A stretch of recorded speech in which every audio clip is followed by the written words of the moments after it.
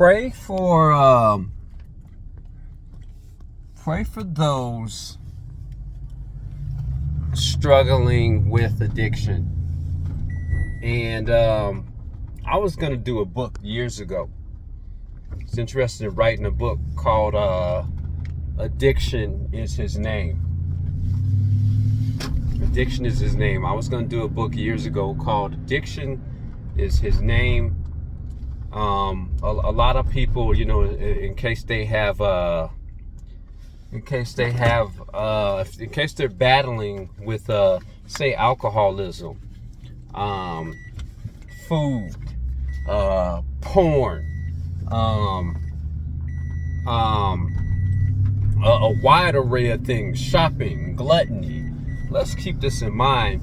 Spiritually speaking, there are rulers, there are princes, there are principalities, and they all come in. They all come in order. They all have rank. They all have size. These principalities, and this one specifically is called addiction. Addiction is his name. So anytime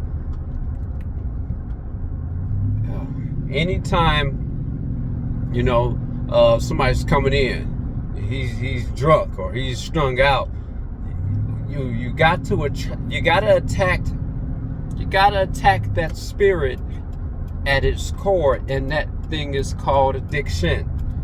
You gotta come against the spirit of addiction,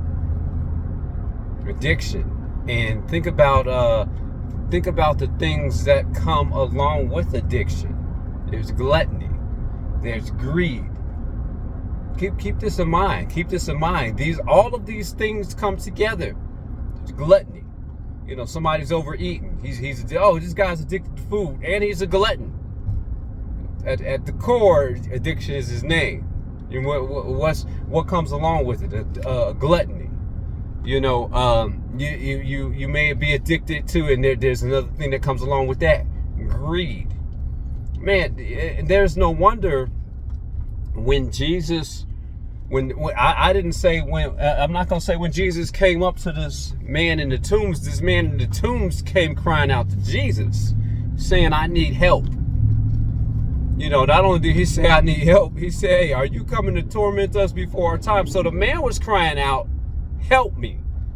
The demons was crying out inside of him, Are you sent here to torment us before our time?"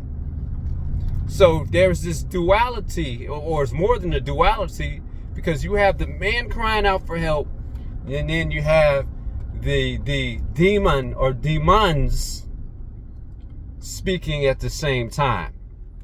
A lot of us may call this mixed personality, schizophrenia. Let's remember this. A lot of the spiritual things here in the United States, we've put labels on.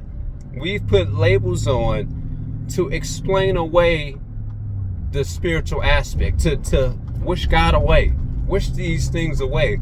But if you go over into places like Africa, Mexico, I'll probably say some places in Europe. I'm not well versed on the Caucasian race, but yeah, they know there's a spiritual aspect to the reason why we do the things that we do. It's a spiritual aspect of it.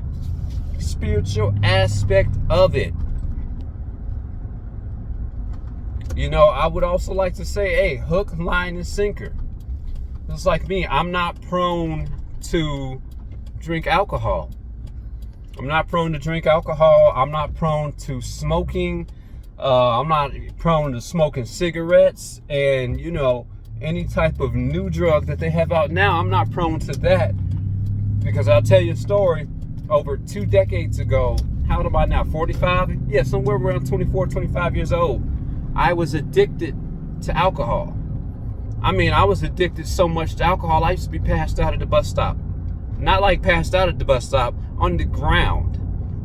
Use the bathroom on myself. Usher got a song called "You Got It Bad." I had the taste really, really, really, really bad.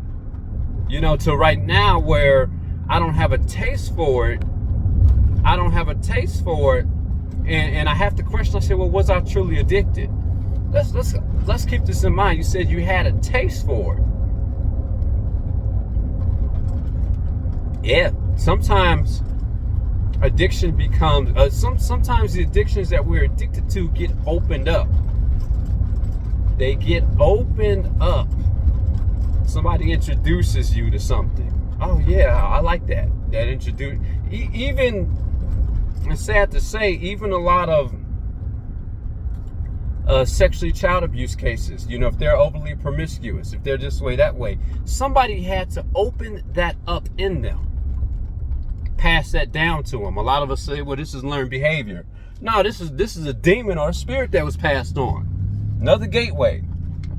Watch the movie Fallen. Denzel Washington, John Goodman. And you're going to see how the spirit leaves one body and goes into another.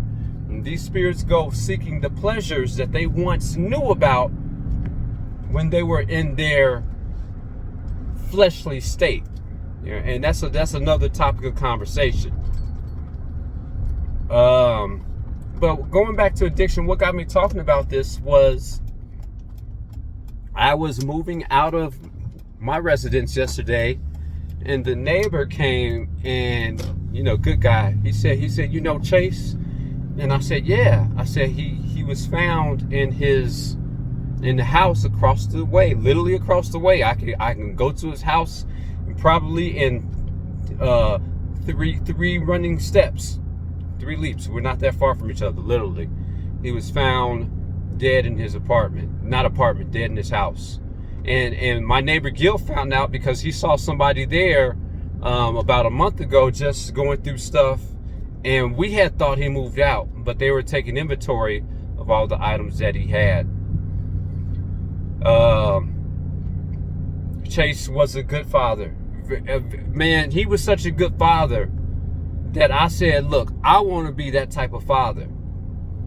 He used to take each one of his children individually on a walk, talk to them about their day. I mean, when they were having water balloon fights, I'd join in. You know, I'd be throwing water balloons out my window. He's a good dude. You know, because he had, you know, at the same time, we knew that he was battling. And mind you, I'm not saying that this was the cause of death, but if we put 2 and 2 together, you know, we're adults here. We're adults. You know, it was something that I knew that he struggled with. And me and him, he's probably maybe either we were the same age or he was probably maybe three years older than I. Keep this in mind. People that are struggling with addictions, they're not bad people. They're not bad people. They just formed bad habits. Bad things took hold of them.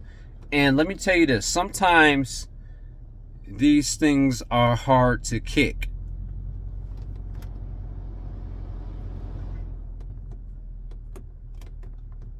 Sometimes old habits die hard. That's why Jesus said that some of these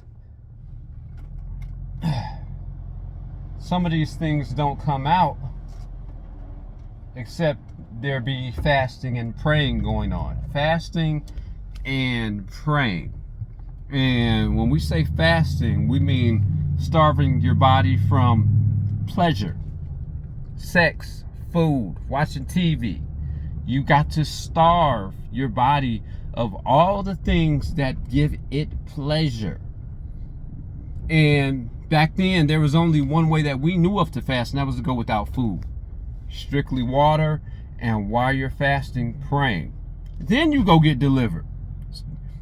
Pastor Steve Darby was right about this. He said, you guys ain't gonna come up here and try to have me deliver you guys, and you sitting there, you're supposed to be fasting, but you sitting there full, and you come in with a cheeseburger. You come in with that flesh still fed. He said, you need to starve your body.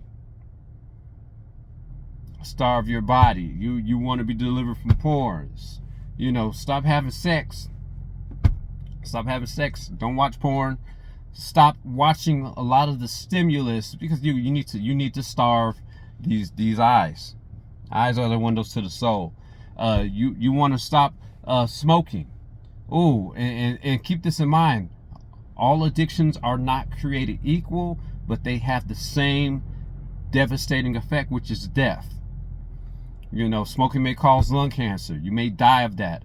Alcoholism may cause you to get into a wreck and you kill other people.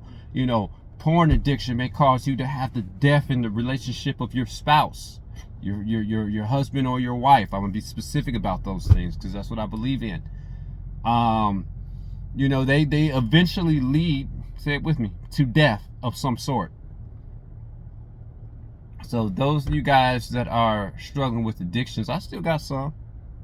that I'm praying for. That is just a struggle. They die hard. But just keep that in mind. You never know what somebody is going through. And it's sad that happened to them. And this is partially in memory of Chase. Good dude. I admired him. Peace.